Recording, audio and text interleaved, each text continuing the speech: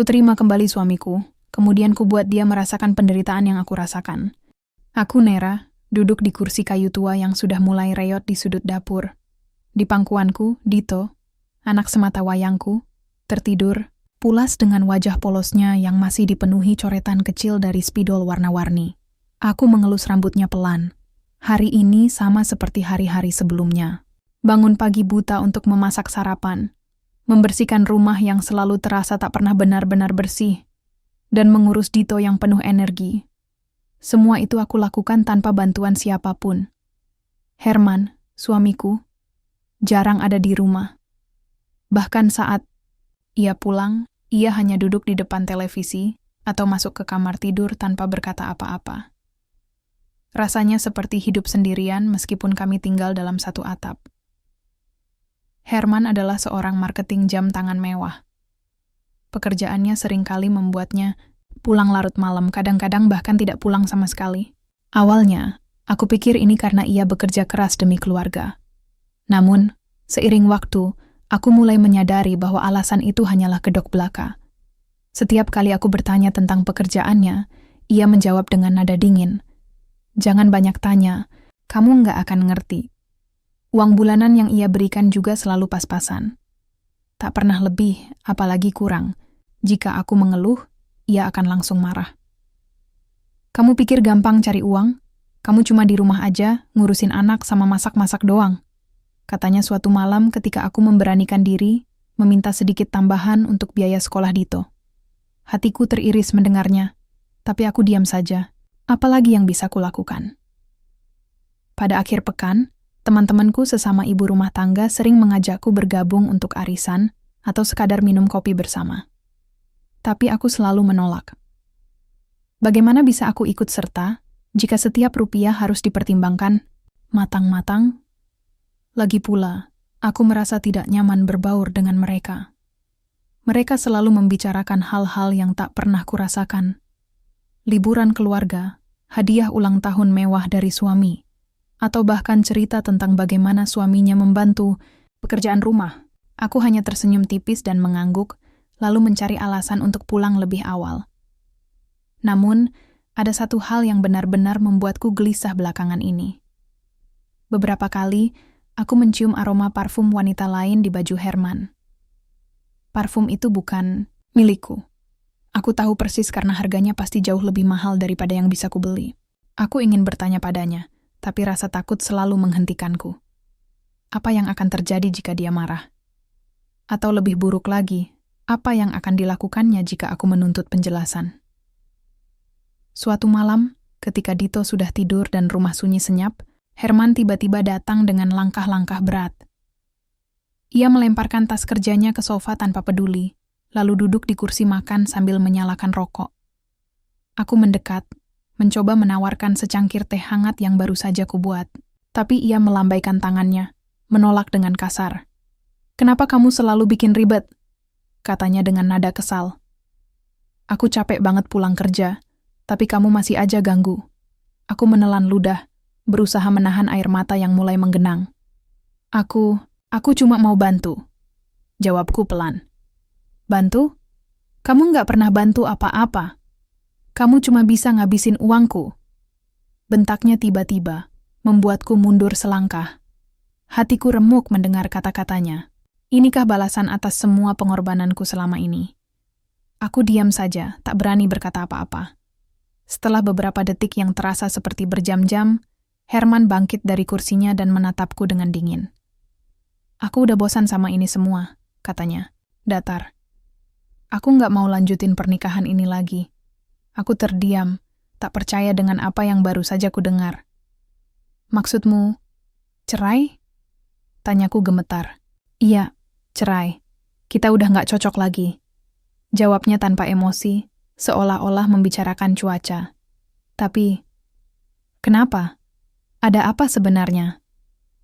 Herman menghela napas panjang, lalu berdiri dan berjalan ke arah pintu. "Nggak usah tanya-tanya. Kamu nggak akan ngerti." Ia meninggalkan aku sendirian di ruang makan, dengan kepala penuh pertanyaan dan hati yang hancur berkeping-keping. Malam itu, aku duduk di lantai dingin dapur, memeluk lututku erat-erat, sementara air mata mengalir deras di pipiku. Aku tak tahu apa yang harus kulakukan. Esok harinya, Herman pergi tanpa pamit. Hanya secarik surat singkat yang ditinggalkannya di meja makan. Maaf, aku nggak bisa lanjutin ini lagi. Kita cerai. Malam itu, setelah Herman pergi tanpa jejak, aku duduk di tepi tempat tidur dengan kepala tertunduk. Dito sudah terlelap di sebelahku. Napasnya teratur dan tenang. Seakan tak tahu bahwa dunia kami berdua sedang runtuh. Aku menatap wajah mungilnya, yang damai, lalu menyeka air mata yang masih mengalir di pipiku. Bagaimana caraku menjaga dia sekarang? Gumamku pelan, suaraku nyaris hilang dalam keheningan malam. Pikiran tentang masa depan membuat dadaku sesak. Selama ini, aku hanya mengandalkan uang bulanan dari Herman. Sekarang, aku harus mencari cara untuk bertahan hidup sendiri bersama Dito. Pagi-pagi keesokan harinya, aku mulai membersihkan rumah seperti biasa.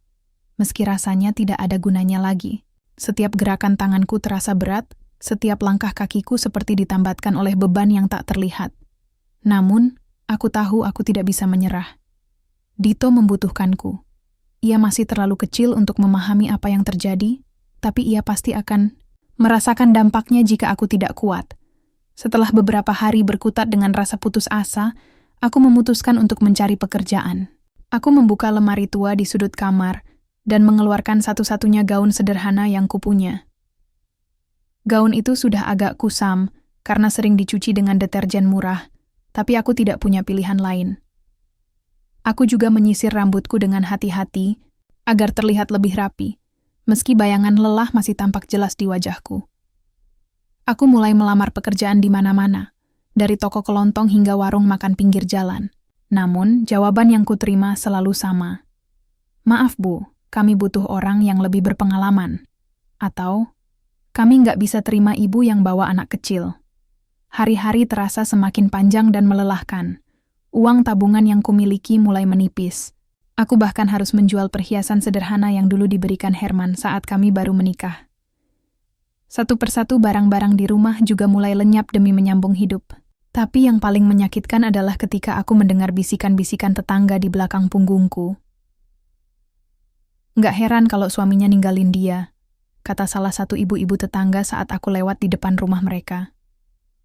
Dari dulu kan dia cuman ibu rumah tangga biasa, nggak punya prestasi apa-apa.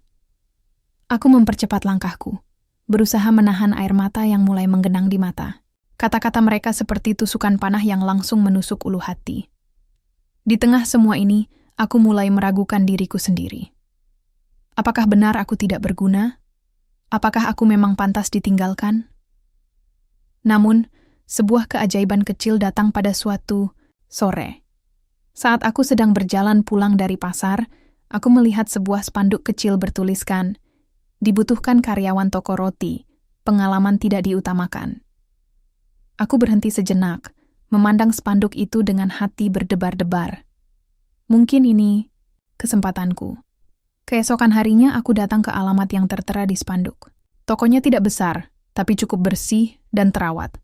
Seorang wanita paruh baya dengan senyum ramah menyambutku di balik meja kasir.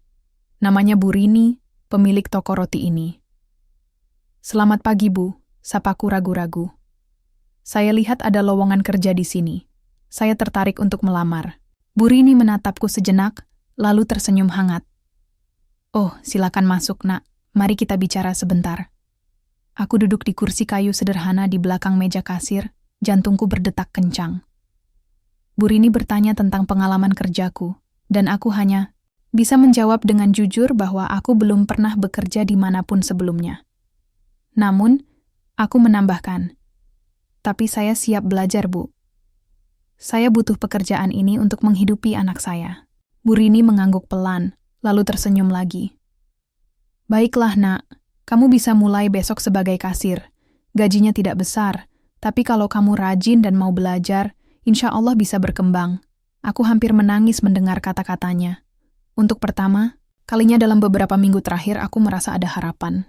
Hari-hari pertamaku di toko roti terasa aneh namun menyegarkan. Pekerjaan sebagai kasir ternyata tidak serumit yang kubayangkan. Pelanggan-pelanggan yang datang kebanyakan orang-orang baik hati, bahkan beberapa di antaranya sering memberiku senyuman atau ucapan semangat. Ada satu pelanggan tetap yang selalu datang setiap hari Jumat sore. Namanya Arman, seorang pria paruh baya yang terlihat rapi dan sopan. Ia sering membeli roti manis isi coklat dan selalu menyapa dengan ramah. "Selamat sore, Mbak Nera," katanya suatu hari. "Roti manisnya seperti biasa ya." Aku tersenyum tipis, lalu mengambil rotinya. "Terima kasih Pak Arman. Ini pesanannya." Arman menatapku sejenak sebelum membayar. "Kamu sepertinya bekerja sangat keras di sini. Semoga usahamu lancar ya." Aku mengangguk, pelan, merasa sedikit tersentuh oleh kata-katanya. Meski begitu, aku tidak ingin berpikir terlalu jauh tentang apapun selain fokus bekerja. Bagiku, saat ini yang terpenting adalah memastikan Dito tetap bisa makan dan sekolah. Selain bekerja sebagai kasir, aku juga mulai belajar membuat roti dari Bu Rini. Wanita itu ternyata sangat sabar mengajariku, meski aku seringkali gagal di awal-awal. "Jangan menyerah, Nak," katanya suatu hari ketika rotiku gosong karena terlalu lama di oven. "Semua orang pasti pernah gagal. Yang penting, kamu terus mencoba." Lambat laun, aku mulai memahami teknik-teknik dasar pembuatan roti. Bahkan, kadang-kadang aku mencoba bereksperimen dengan resep-resep sederhana yang kubaca di internet. Hasilnya tidak selalu sempurna, tapi Bu Rini selalu memuji usahaku. 1 tahun berlalu dengan cepat. Aku tidak menyadari betapa banyak hal yang telah berubah dalam hidupku. Dito kini sudah masuk sekolah dasar, dan aku berhasil menyekolahkan dia ke sekolah negeri yang lumayan bagus di daerah kami. Uang yang kuperoleh dari toko roti memang tidak banyak, tapi cukup untuk memenuhi kebutuhan sehari-hari. Bahkan, aku berhasil menyewa kontrakan kecil di pinggiran kota yang lebih layak dibandingkan rumah Herman dulu. Suatu hari, Bu Rini memanggilku ke dapur. Wajahnya tampak cerah, seperti ada kabar baik yang akan disampaikan. "Nak Nera," katanya, dengan nada penuh keyakinan. "Mulai minggu depan, kamu resmi menjadi juru masak utama di sini. Kamu sudah bekerja sangat baik selama setahun ini, dan aku percaya kamu bisa mengelola dapur dengan baik."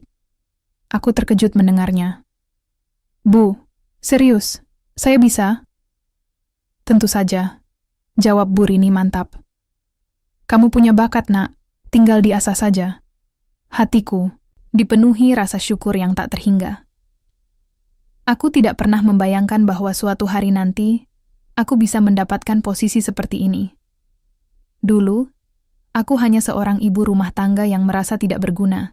Sekarang, aku memiliki pekerjaan yang membuatku bangga. Namun, di tengah kebahagiaan ini, ada satu hal yang masih mengganjal di hatiku. Kadang-kadang, aku masih memikirkan Herman. Kemana dia sekarang? Apakah dia benar-benar bahagia tanpa kami? Pertanyaan-pertanyaan itu selalu muncul di benakku, meski aku berusaha keras untuk tidak memedulikannya. Aku tidak tahu bahwa takdir ternyata sedang menyiapkan kejutan lain untukku. Sejak diangkat menjadi juru masak utama, tanggung jawabku bertambah. Tapi itu justru membuatku lebih termotivasi. Setiap pagi, aku bangun sebelum matahari terbit mempersiapkan adonan roti untuk hari itu. Aroma tepung, mentega, dan ragi yang menyatu di udara dapur selalu memberikan semacam ketenangan bagiku. Di tempat ini, aku merasa lebih hidup daripada saat-saat terakhir bersama Herman. Dito juga mulai menunjukkan perubahan positif. Ia seringkali membantuku di dapur setelah pulang sekolah, mengaduk adonan atau menghias roti dengan topping sederhana. Meski kadang-kadang ia membuat dapur berantakan, aku tidak pernah marah. Melihat senyumnya yang ceria membuatku lupa akan semua lelahku. Namun, meskipun hidup kami sudah jauh lebih baik, ada satu hal yang masih sering menghantuiku. Herman. Kadang-kadang, aku melihat bayangannya dalam sorot mata orang-orang yang datang ke toko roti.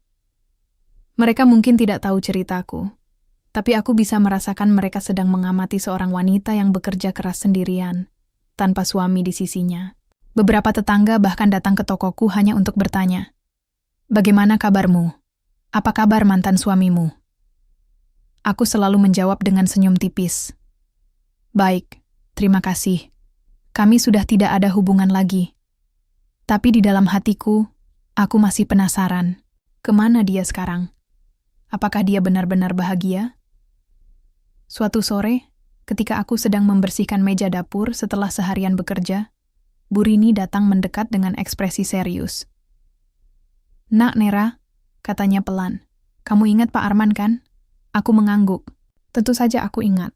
Arman adalah pelanggan tetap yang selalu datang setiap Jumat sore.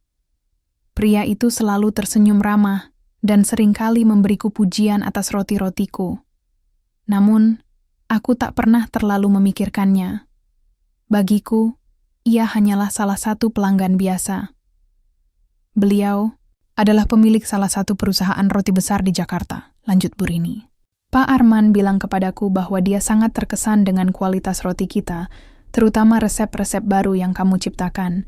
Dia tertarik untuk bekerja sama. Jantungku berdebar kencang. Kerjasama dengan perusahaan roti besar? Ini terdengar seperti mimpi yang tak pernah kubayangkan sebelumnya. Tapi pikiran lain langsung menyusul.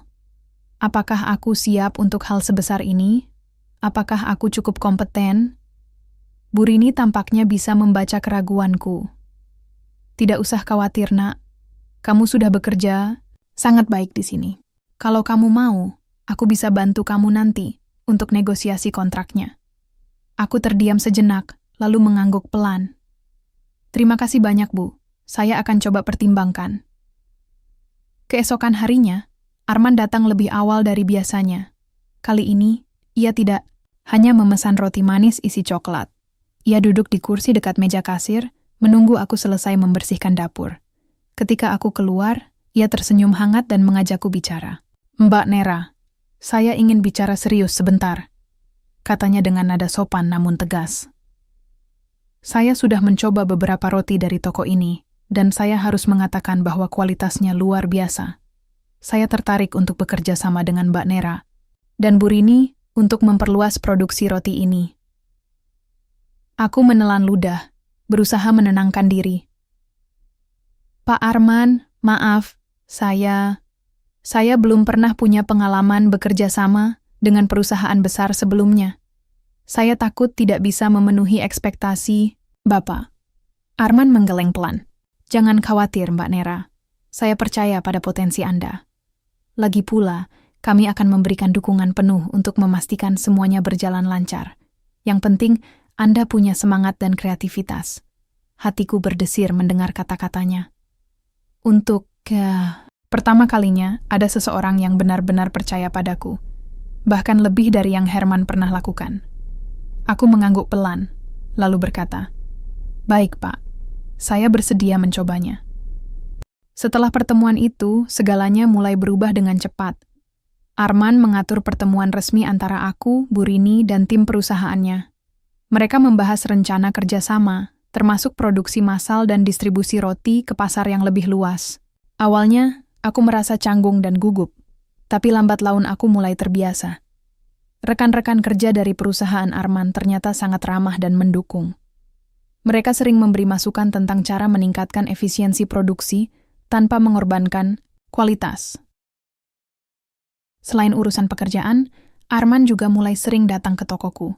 Bukan hanya untuk memesan roti, tapi juga untuk sekadar berbincang. Ia sering menanyakan tentang Dito dan bagaimana kehidupanku belakangan ini. Aku merasa nyaman berbicara dengannya, meski kadang-kadang aku merasa sedikit bersalah. Apakah aku mulai terlalu bergantung pada kebaikannya? Atau apakah aku hanya mencari pelampiasan setelah semua yang terjadi dengan Herman? Namun ada satu momen yang membuatku mulai meragukan niat Arman. Suatu malam, setelah rapat panjang di kantor perusahaannya, ia mengundangku untuk makan malam di sebuah restoran mewah. Awalnya, aku ragu untuk menerima ajakannya, tapi akhirnya aku setuju karena merasa tidak enak jika menolak. Di restoran itu, Arman tampak lebih santai daripada biasanya. Ia bercerita tentang masa lalunya, tentang pernikahannya yang gagal, dan betapa sulitnya membangun bisnis dari nol. "Aku tahu apa yang kamu rasakan, Mbak Nera," katanya pelan. "Kehilangan seseorang yang seharusnya menjadi sandaran hidupmu itu menyakitkan. Tapi percayalah, kadang-kadang kehilangan itu adalah awal dari sesuatu yang lebih baik." Aku menatapnya, hatiku dipenuhi emosi yang sulit dijelaskan. Kata-katanya terasa begitu dekat dengan apa yang sedang kurasakan. Namun, di sisi lain, aku juga merasa takut. Apakah ia sedang mencoba mendekatiku secara pribadi? Ataukah ia hanya bersikap baik sebagai mitra bisnis? Sebelum aku sempat memikirkannya lebih jauh, telepon genggamku berdering. Aku melihat layar ponselku dan terkejut melihat nama yang tertera di sana. Herman. Tangan ini gemetar saat aku menatap nomor itu. Mengapa dia menghubungiku sekarang? Apa yang dia inginkan? Pikiran-pikiran itu langsung membanjiri otakku, membuatku lupa sejenak tentang Arman dan obrolan kami. Ada apa, Mbak? Tanya Arman, menyadari kegelisahanku. Aku tersentak, lalu tersenyum kaku. Maaf, Pak, ada panggilan penting. Sepertinya saya harus mengangkatnya. Aku bangkit dari kursi, lalu menjauh ke sudut restoran untuk menjawab telepon itu. Ketika aku mengangkat telepon, suara Herman terdengar dari ujung sana. Datar, dingin, tapi ada nada aneh di baliknya. Nera, kita perlu bicara, katanya tanpa basa-basi. Aku sudah mendengar tentang kesuksesanmu. Aku ingin rujuk. Hatiku langsung terasa kosong. Apa? Rujuk? Setelah semua yang dia lakukan padaku, aku mencoba menenangkan diri, lalu berkata dingin, untuk apa? Aku menyesal, Nera. Aku sadar sekarang kalau aku salah. Kita bisa mulai lagi dari awal. Aku diam sejenak, mencoba memproses kata-katanya. Kemudian, aku menjawab dengan nada tajam. Bicarakan ini lain waktu, Herman. Sekarang aku sedang ada urusan penting. Aku langsung memutuskan telepon tanpa memberinya kesempatan untuk menjawab. Napasku terasa berat, dan tubuhku gemetar hebat. Aku tidak tahu harus merasa marah, bingung, atau malah lega. Yang jelas, kehadiran Herman di kepalaku kembali mengganggu ketenanganku. Ketika aku kembali ke meja, Arman menatapku dengan ekspresi penuh rasa ingin tahu. Ada masalah, Mbak? Aku menggeleng pelan, lalu tersenyum tipis. Tidak apa-apa, Pak. Hanya masalah pribadi. Namun, dalam hatiku, aku tahu bahwa keputusan yang harus kuambil di masa depan akan menentukan arah hidupku selanjutnya. Apakah aku akan menerima Herman kembali demi Dito? Atau apakah aku akan memilih untuk melanjutkan hidupku sendiri, dengan risiko-risiko yang mungkin harus kuhadapi? Malam itu, setelah telepon dari Herman, aku tidak bisa tidur. Pikiranku dipenuhi oleh bayang-bayang masa lalu, hari-hari ketika aku masih tinggal bersamanya, merawat rumah yang selalu terasa sepi, dan membesarkan Dito tanpa bantuan siapapun. Kata-kata Herman terus terngiang di telingaku. Aku menyesal, Nera. Aku sadar sekarang kalau aku salah. Apakah dia benar-benar menyesal? Atau ini hanya sandiwara lainnya? Selama berbulan-bulan setelah perceraian, aku tidak pernah mendengar kabarnya. Tidak ada pesan, tidak ada telepon, bahkan tidak ada kabar tentang bagaimana kehidupannya. Lalu tiba-tiba, dia muncul dengan omong kosong soal rujuk. Ini terlalu aneh, terlalu mendadak. Pagi harinya, aku bangun dengan kepala pening dan mata yang sembab. Dito sudah duduk di meja makan, mengunyah roti panggang yang kubuat kemarin malam. Ibu kenapa kelihatan capek? Tanyanya polos. Aku tersenyum tipis, mencoba menyembunyikan kegelisahanku. Tidak apa-apa, sayang. Ibu cuman kurang tidur. Setelah mengantar Dito ke sekolah, aku langsung menuju toko roti. Di sana Arman sudah menunggu. Ia tampak lebih santai daripada biasanya, tapi ada sesuatu dalam tatapannya yang membuatku merasa seperti sedang diawasi. Bagaimana kabarmu, Mbak Nera? Tanyanya pelan, sambil menyeruput teh hangatnya. Kamu terlihat lelah. Aku menghela napas, panjang, lalu duduk di kursi di depannya. Ada hal yang cukup menggangguku akhir-akhir ini, kataku ragu-ragu. Arman menatapku dengan penuh perhatian. Ceritakan saja kalau kamu mau.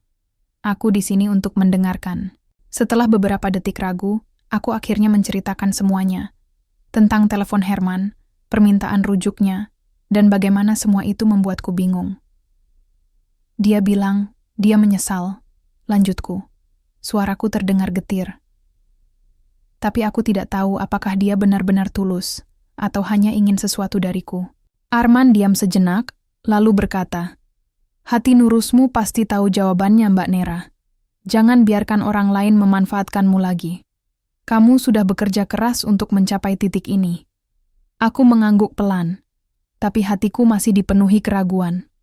Apa yang harus kulakukan? Menerima Herman kembali demi Dito? Atau tetap melanjutkan hidup sendiri, meskipun risiko-risiko besar menghadang? Beberapa hari kemudian, Herman datang ke tokoku tanpa pemberitahuan. Aku hampir tidak mengenalnya saat pertama kali melihatnya. Dia tampak lebih kurus, lebih tua, dan ada bayangan lelah di matanya. Namun, sorot matanya masih sama seperti dulu, dingin, dan penuh rasa superioritas. "Nera," katanya dengan nada rendah, "kita perlu bicara serius." Aku menatapnya dingin, lalu berkata, "Apa yang kamu inginkan, Herman?" "Aku ingin kita rujuk," jawabnya tanpa basa-basi. "Aku sudah menyadari kesalahanku. Aku butuh keluargaku kembali." Aku tertawa sinis. "Setelah semua yang kamu lakukan padaku, kamu pikir aku akan menerimamu begitu saja?" Herman menghela napas panjang, lalu melanjutkan, "Aku tahu aku salah. Aku meninggalkanmu tanpa alasan yang jelas. Tapi aku sudah berubah, Nera. Aku merindukanmu." Hatiku berdesir mendengar kata-katanya. Sebagian dari diriku ingin mempercayainya. Tapi pengalaman buruk di masa lalu terus menghalangi. Aku menatapnya tajam, lalu berkata, "Kenapa sekarang? Kenapa tiba-tiba kamu ingin rujuk setelah bertahun-tahun tidak peduli?" Herman terdiam sejenak, lalu menjawab dengan nada ragu-ragu. Aku mendengar tentang kesuksesanmu. Aku tahu kamu, Anda sudah bisa mandiri sekarang.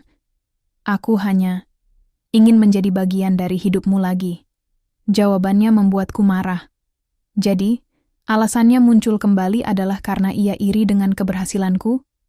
Aku menatapnya dengan dingin, lalu berkata, "Baik, aku akan menerima rujukmu. Tapi dengan satu syarat." Herman tampak terkejut, tapi juga lega. "Syarat apa?" "Kita hidup sebagai pasangan suami istri, tapi kamu harus mengikuti aturanku. Kamu tidak boleh lagi memperlakukanku seperti dulu. Semua tanggung jawab rumah tangga dibagi sama rata. Dan yang paling penting," aku menatapnya tajam, "kamu harus membuktikan bahwa kamu benar-benar berubah." Herman mengangguk cepat, seolah tak sabar untuk menerima syarat-syaratku. "Baik, aku setuju. Apapun asalkan kita bisa bersama lagi." Aku tersenyum tipis, tapi dalam hatiku, aku tahu bahwa keputusan ini bukan tentang cinta.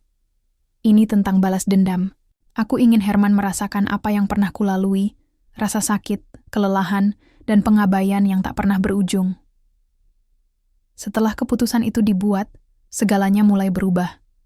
Herman pindah ke kontrakanku yang kecil dan mulai ikut serta dalam urusan rumah tangga. Pada awalnya, ia tampak antusias, mencuci piring, membersihkan rumah, bahkan membantu mengurus Dito. Namun, lama-kelamaan sikapnya mulai berubah. Ia sering mengeluh tentang pekerjaan rumah yang terlalu banyak, atau tentang uang yang harus ia keluarkan untuk kebutuhan sehari-hari. Suatu malam, ketika aku sedang menyiapkan makan malam, Herman masuk ke dapur dengan wajah cemberut. "Nera, ini terlalu sulit," katanya dengan nada frustrasi. Aku tidak tahan lagi dengan semua ini. Aku menoleh padanya, lalu tersenyum dingin. "Kalau kamu tidak tahan, kenapa tidak coba pikirkan bagaimana perasaanku dulu? Saat aku harus melakukan semua ini sendirian, tanpa bantuanmu?" Herman terdiam, wajahnya memerah karena marah dan malu. "Itu beda, Nera. Kamu kan ibu rumah tangga. Ini tugasmu." Aku tertawa sinis. "Oh, jadi sekarang kamu bilang ini tugasku. Setelah kamu membuatku melakukan semua ini sendirian selama bertahun-tahun, sekarang kamu berani bilang ini tugasku?" Herman tidak menjawab. Ia hanya menghela napas panjang, lalu meninggalkan dapur dengan langkah berat. Aku melihat punggungnya yang menjauh, dan untuk pertama kalinya aku merasa puas. Balas dendam ini mungkin tidak sempurna, tapi setidaknya ia mulai merasakan apa yang pernah kulalui. Namun, di tengah semua ini, ada satu hal yang masih mengganjal di hatiku. Apakah aku benar-benar ingin melanjutkan hidup bersama Herman? Atau apakah ini hanya tentang membalas dendam? Pertanyaan-pertanyaan itu terus menghantuiku, membuatku bimbang tentang langkah yang harus kuambil selanjutnya. Hidup bersama Herman kembali ternyata tidak semudah yang aku bayangkan. Setiap hari, aku sengaja memperlihatkan betapa beratnya menjadi seorang ibu rumah tangga. Pekerjaan yang selama ini ia anggap remeh.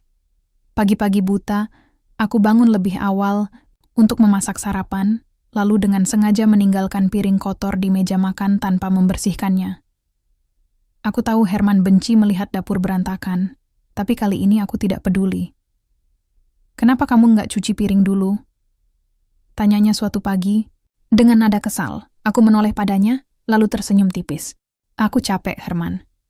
Lagi pula, bukankah ini tugasmu sekarang? Kamu kan bilang mau membantu." Wajahnya langsung berubah merah padam, tapi dia tidak bisa berkata apa-apa. Akhirnya, dengan gerutuan panjang, dia mengambil lap dan mulai membersihkan piring. Tidak hanya itu, aku juga mulai memberikan uang pas-pasan, seperti yang pernah ia lakukan padaku. Setiap kali dia meminta tambahan uang untuk kebutuhan sehari-hari, aku menjawab dingin. "Kita harus hemat, Herman. Jangan boros kayak dulu."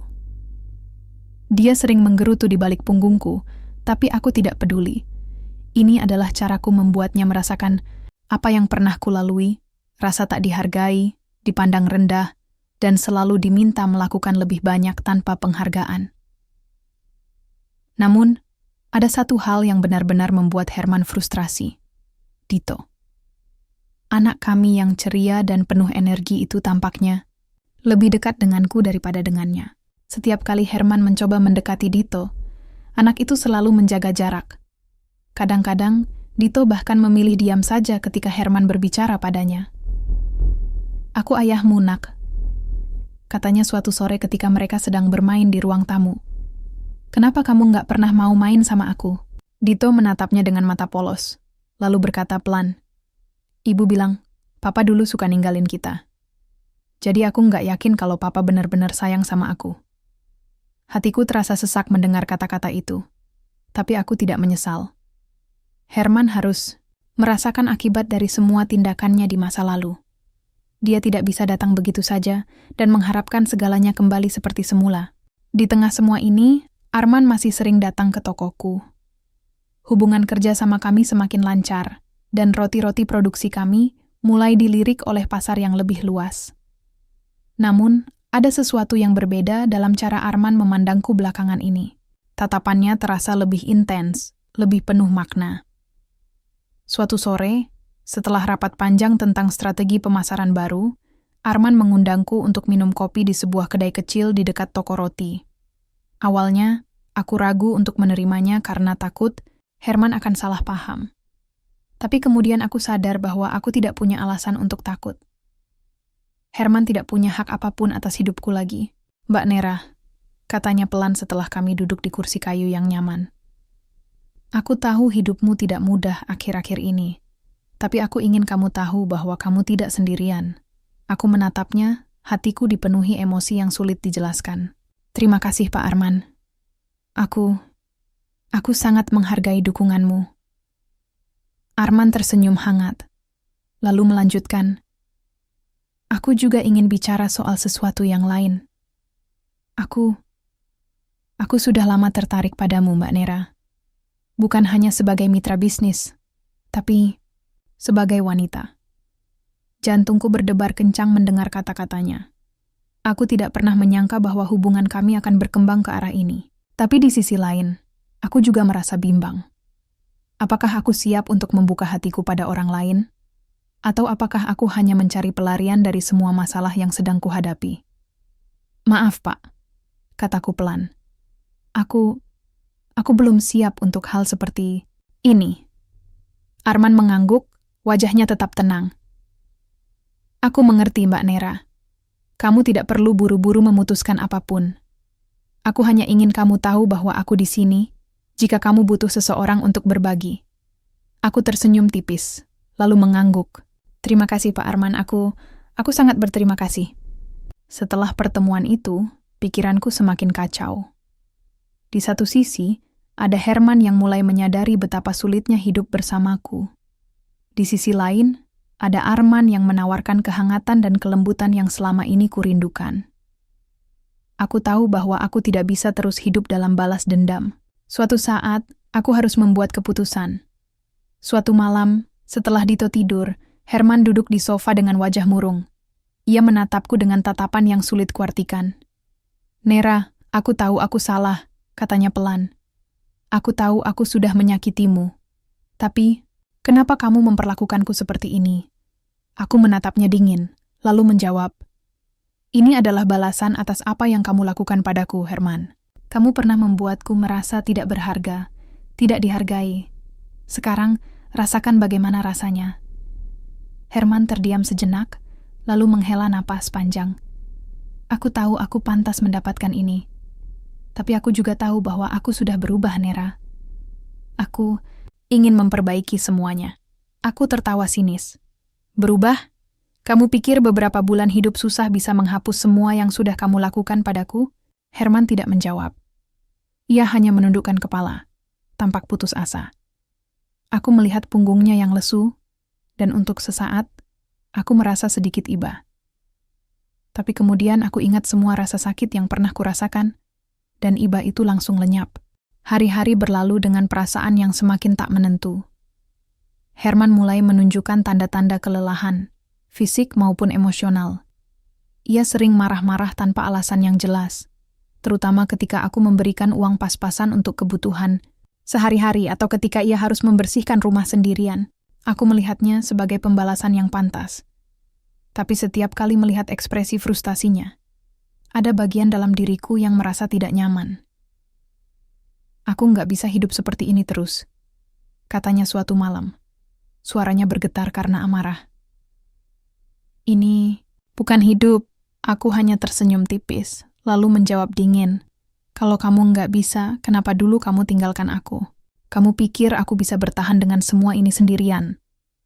Herman terdiam, wajahnya memerah karena marah dan malu. Ia mencoba membela diri. "Aku sudah bilang aku menyesal, Nera. Kenapa kamu nggak bisa memaafkanku?"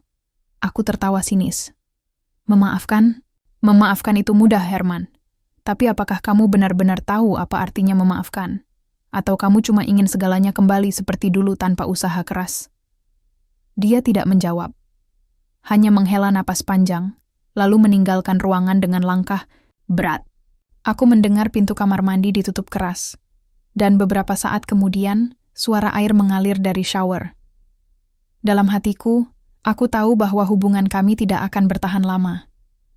Balas dendam ini mungkin membuatku merasa puas di awal, tapi lama-lama, aku menyadari bahwa ini tidak membawa kedamaian. Ini hanya membuatku semakin terjebak dalam lingkaran kebencian. Di sisi lain, hubunganku dengan Arman semakin dekat.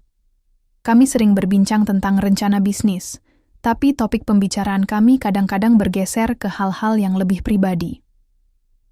Suatu sore, setelah rapat panjang tentang strategi pemasaran, baru Arman mengundangku untuk makan malam di sebuah restoran kecil di pinggiran kota. "Mbak Nera," katanya pelan setelah kami memesan makanan. "Aku tahu kamu sedang melewati masa sulit, tapi aku ingin kamu tahu bahwa aku selalu ada untukmu." Aku menatapnya. Hatiku dipenuhi oleh campuran rasa bersalah dan harapan. "Pak Arman, aku tidak tahu harus berkata apa. Aku masih belum siap untuk memulai sesuatu yang baru." Arman tersenyum hangat, lalu mengambil tanganku dengan lembut. "Kamu tidak perlu buru-buru memutuskan apapun, Mbak Nera. Yang penting, kamu tahu bahwa ada orang yang peduli padamu." Tanganku gemetar di bawah sentuhannya. Aku tahu Arman adalah pria baik yang layak mendapatkan cinta dan penghargaan. Tapi di sisi lain, aku masih terikat pada balas dendamku pada Herman. Apakah aku bisa melepaskan semua ini dan memulai hidup baru? Beberapa hari kemudian, pertengkaran besar terjadi antara aku dan Herman. Semua dimulai ketika dia menemukan bon belanjaan mingguan yang kupegang. Mata langsung membelalak marah. "Kenapa kamu beli barang-barang mahal begini?" bentaknya. "Kita harus hemat, Nera." Aku menatapnya dingin, lalu menjawab, "Itu bukan urusanmu, Herman. Uang ini hasil kerja keras aku, bukan kamu." Wajahnya langsung berubah merah padam. "Jadi, kamu nggak mau lagi berbagi sama aku? Kita kan sudah rujuk." Aku tertawa sinis. "Rujuk? Kamu pikir kita rujuk karena cinta? Aku cuma menerima kamu kembali karena aku mau balas dendam." Herman terdiam, matanya melebar. Karena syok. "Maksudmu, selama ini kamu cuma pura-pura menerima aku?" Aku mengangguk pelan, lalu berkata dengan nada datar. "Betul. Aku cuma mau kamu merasakan apa yang pernah kulalui. Kamu pernah membuatku merasa tidak berharga, tidak dihargai. Sekarang, rasakan bagaimana rasanya." Herman menatapku dengan tatapan kosong lalu menghela napas panjang. Aku nggak tahu harus bilang apa. Aku cuma ingin memperbaiki semuanya. Aku menatapnya tajam, lalu berkata, "Terlambat, Herman. Kamu sudah kehilangan kesempatan itu." Setelah pertengkaran itu, suasana di rumah menjadi semakin tegang. Herman mulai menghindariku, dan aku juga tidak berusaha mendekatinya. Dito tampak bingung melihat hubungan kami yang semakin renggang, tapi aku tidak tahu harus menjelaskan apa padanya. Suatu pagi, Herman datang ke dapur dengan wajah murung. Ia menatapku dengan tatapan yang sulit kuartikan. "Nera," katanya pelan. "Aku tahu, aku sudah kehilanganmu. Aku minta cerai lagi." Aku terkejut mendengar kata-katanya, tapi kemudian aku sadar bahwa ini adalah akhir yang sudah seharusnya terjadi. "Baik," jawabku dingin. "Kita cerai lagi." Herman mengangguk pelan, lalu meninggalkan dapur tanpa berkata apa-apa lagi. Aku melihat punggungnya yang menjauh, dan untuk pertama kalinya, aku merasa lega. Ini adalah akhir dari semua penderitaan yang pernah kurasakan. Namun di tengah semua ini, ada satu masalah besar yang harus kuhadapi. Hak asuh Dito. Herman tiba-tiba mengancam akan merebut hak asuh anakku jika aku tidak mau menuruti kemauannya. "Kalau kamu nggak mau rujuk lagi, aku akan bawa Dito," katanya dengan nada mengancam. Hatiku langsung terasa sesak mendengar ancamannya. Aku tidak akan membiarkan Herman merebut Dito dariku. Anak itu adalah satu-satunya alasan aku bertahan selama ini. "Kamu nggak akan bisa membawa Dito dariku," jawabku tegas. "Anak itu butuh ibu, bukan ayah yang nggak pernah peduli." Herman terdiam, lalu menghela napas panjang. "Kita lihat saja nanti, Nera." Hari-hari setelah perceraian kedua kali terasa lebih berat daripada yang pertama. Herman tidak main-main dengan ancamannya soal hak asuh Dito. Ia mulai mengajukan gugatan resmi ke pengadilan, dengan alasan bahwa aku, sebagai seorang ibu tunggal, tidak mampu memberikan lingkungan yang stabil untuk anak kami. Aku tahu ini hanya dalihnya untuk membalas dendam padaku, tapi itu tidak membuatku merasa lebih tenang. Ancaman kehilangan Dito adalah hal terakhir yang bisa kubayangkan. Setiap malam, aku memandangi wajah Dito yang tidur pulas di sampingku. Aku mencoba membayangkan bagaimana rasanya jika suatu hari aku harus melepaskan dia pada Herman. Pikiran, itu saja sudah cukup membuat perutku mual dan dadaku sesak. Bagaimana mungkin aku bisa hidup tanpa anakku? Dia adalah satu-satunya alasan aku bertahan selama ini. "Aku nggak akan biarkan dia membawa kamu dari ibu," gumamku pelan, sambil mengelus rambutnya yang lembut. Aku janji. Suatu sore, setelah menyelesaikan pekerjaan di toko roti, aku duduk di kursi depan bersama Bu Rini. Wajahnya tampak khawatir ketika ia melihat ekspresiku yang murung. "Ada apa, Nak?" tanyanya lembut. Aku menghela napas panjang, lalu menceritakan semuanya. Ancaman Herman soal hak asuh Dito, ketakutan-ketakutanku, dan bagaimana semua ini membuatku hampir putus asa. Bu Rini mendengarkanku dengan penuh perhatian, lalu berkata, "Nak Nera, jangan takut. Kamu punya banyak bukti bahwa kamu adalah ibu yang baik. Kamu bekerja keras untuk Dito, bahkan saat kamu sendirian. Pengadilan pasti akan melihat itu." Aku mengangguk pelan, tapi hatiku masih dipenuhi keraguan. Tapi kalau dia menang, Bu, bagaimana kalau Dito benar-benar dibawa pergi? Bu Rini tersenyum hangat, lalu menepuk bahuku. Kamu punya kami, Nak. Arman juga pasti akan membantu. Jangan takut untuk minta bantuan kalau kamu butuh. Aku tersentuh mendengar kata-katanya. Sejak awal, Bu Rini dan Arman selalu ada di sisiku, memberikan dukungan tanpa syarat. Mereka membuatku merasa bahwa aku tidak sendirian dalam menghadapi semua ini. Beberapa hari kemudian aku bertemu dengan seorang pengacara bernama Pak Surya yang direkomendasikan oleh Bu Rini. Pria itu tampak ramah namun tegas, dengan tatapan mata yang penuh keyakinan. Setelah mendengar ceritaku, ia berkata, "Nyonya Nera, kasus seperti ini sering terjadi.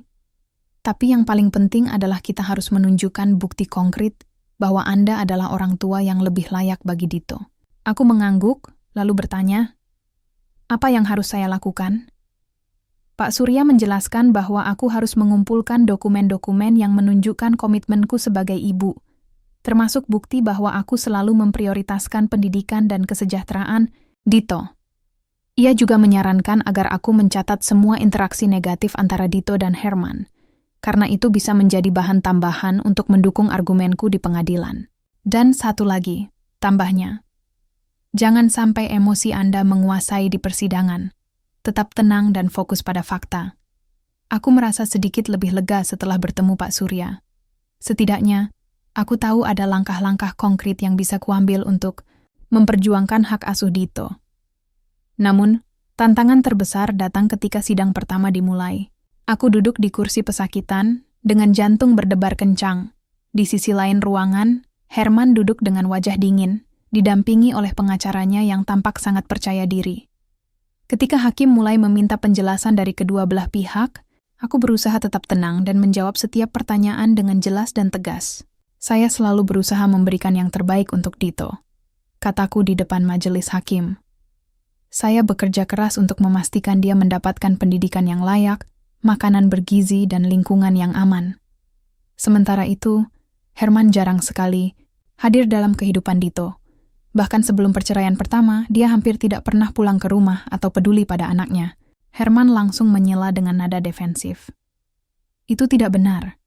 Saya selalu memberikan uang untuk kebutuhan sehari-hari mereka. Aku menatapnya tajam, lalu berkata dingin, "Uang tidak cukup untuk menggantikan perhatian dan kasih sayang, Herman. Anak-anak butuh lebih dari sekadar materi." Sidang berlangsung selama beberapa jam, dengan argumen-argumen yang saling berlawanan. Namun, satu hal yang aku yakini adalah bahwa aku tidak boleh menyerah. Aku harus memperjuangkan Dito sampai titik darah penghabisan. Di tengah semua ini, hubunganku dengan Arman semakin dekat. Ia sering datang ke tokoku hanya untuk memastikan aku baik-baik saja. Suatu sore, setelah sidang pertama berakhir, ia mengundangku untuk minum teh di sebuah kedai kecil. Ekspresinya penuh perhatian ketika ia bertanya, "Bagaimana kabarmu, Mbak?" "Nera, kamu kelihatan sangat lelah." Aku tersenyum tipis, lalu mengangguk. "Aku baik-baik saja, Pak Arman. Terima kasih sudah peduli." Arman menatapku dengan lembut, lalu berkata, "Aku tahu kamu sedang melewati masa sulit, tapi ingatlah, kamu tidak sendirian. Aku akan selalu ada untukmu." Hatiku berdesir mendengar kata-katanya. Untuk pertama kalinya, aku merasa bahwa ada harapan baru di hidupku. Arman bukan hanya mitra bisnis yang baik, tapi juga seseorang yang benar-benar peduli padaku. "Terima kasih, Pak Arman," kataku pelan. Aku sangat berterima kasih." Sidang terakhir berlangsung di pengadilan yang sama seperti sebelumnya. Aku duduk dengan tegak, meski dalam hatiku ada rasa cemas yang tak bisa kuhindari. Dito duduk di sampingku, memegang erat tanganku. Anak itu tampak bingung dengan semua proses hukum ini, tapi ia tetap tenang karena aku selalu menenangkannya. Herman, di sisi lain, duduk dengan wajah muram, didampingi oleh pengacaranya yang tampak semakin putus asa. Hakim akhirnya memberikan keputusan setelah mendengarkan semua argumen dari kedua belah pihak. Setelah mempertimbangkan semua bukti dan kesaksian, majelis hakim memutuskan bahwa hak asuh anak jatuh kepada Nyonya Nera, katanya dengan suara tegas. Aku menghela napas lega, Rasanya seperti beban besar yang selama ini menekan pundakku akhirnya terangkat. Dito langsung memelukku erat, dan aku membalas pelukannya dengan penuh kasih sayang. Herman hanya duduk diam, wajahnya penuh kekalahan. Ia tidak berkata apa-apa ketika pengacaranya mencoba menghiburnya. "Kamu boleh pergi sekarang, Herman," kataku, pelan, namun tegas. Tapi ingat satu hal, Dito adalah anakku. Dia membutuhkan ibunya, bukan ayah yang hanya datang saat dia butuh sesuatu. Herman menatapku dengan tatapan kosong, lalu bangkit dari kursinya tanpa berkata sepatah kata pun. Aku melihat punggungnya yang menjauh, dan untuk pertama kalinya, aku merasa bahwa aku benar-benar bebas darinya. Setelah sidang itu, hidupku mulai berjalan ke arah yang lebih baik. Dito kembali ke sekolah dengan senyum ceria, dan aku melanjutkan pekerjaanku di toko roti dengan semangat baru. Hubungan kerjasamaku dengan Arman juga semakin lancar, dan produksi roti kami mulai dilirik oleh pasar yang lebih luas. Beberapa bulan kemudian, Arman mengajukan ide untuk membuka cabang baru di pusat kota.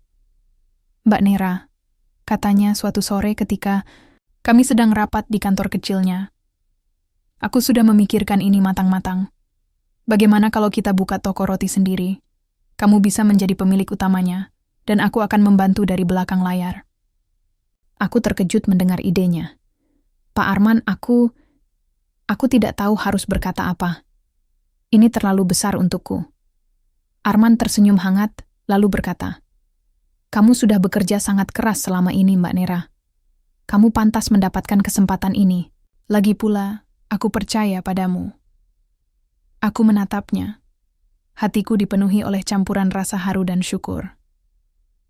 Setelah semua yang telah kulalui, aku akhirnya menemukan seseorang yang benar-benar percaya padaku.